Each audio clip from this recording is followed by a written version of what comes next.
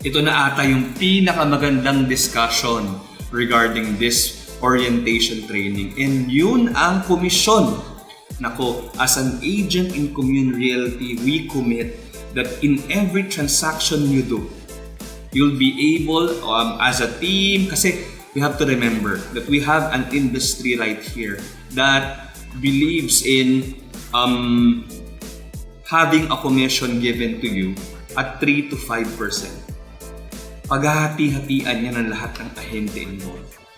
That's what you have to expect. That's 3 to 5%. Ngayon, kapag ka-private yung listing, mas mabilis. Kapag binigay yung pera, spot cash, you can receive the 3 to 5%. Paghahati-hatian ng mga agents involved. Hindi ng lahat ng ahente ng Commune Realty ha. Ng lahat ng agents na involved sa transaction, whether Commune Realty or hindi. Ngayon, pag-uusapan natin yung hatian na yan at kailangan din nating klaruhin yung mga bagay-bagay na importante in this part of your journey. Now, we know it's 3 to 5%. There will be deductions that may apply.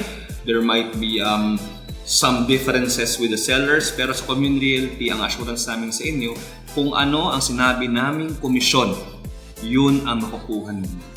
Napakarami ng mga horror stories na narinig wherein an agent worked hard tapos nung bigayan ng pera binigyan ng pangmerienda.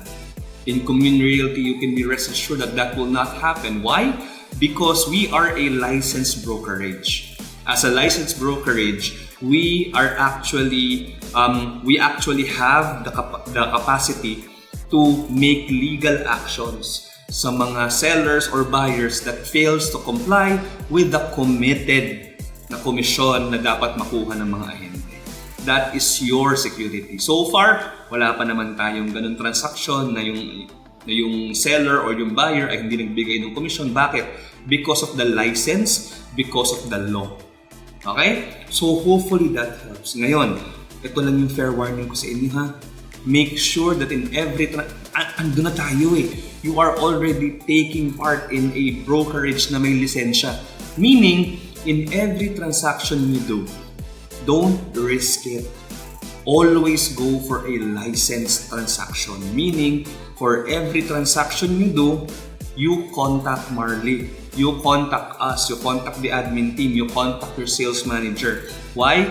Because even if you're part of this team, kapag gumalaw ka ng ikaw lang, there will be actions na hindi natin kayang gawing legal kapag walang basbas ng broker simula pa lang.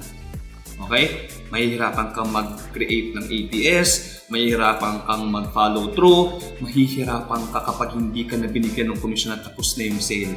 Okay? So make sure, okay, as we end this, make sure na kapag may transaksyon, always consult and get the approval of your licensed broker, si Marley.